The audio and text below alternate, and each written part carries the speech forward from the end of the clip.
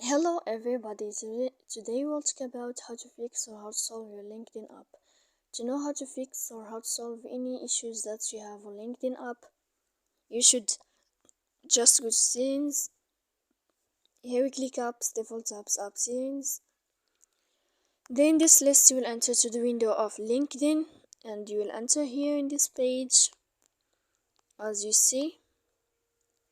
When you'll find this page of app info, we click on first stop and we click OK. Here we'll enter to the window of storage. Then we click clear cache. Don't click clear data because that can cause you errors on your app.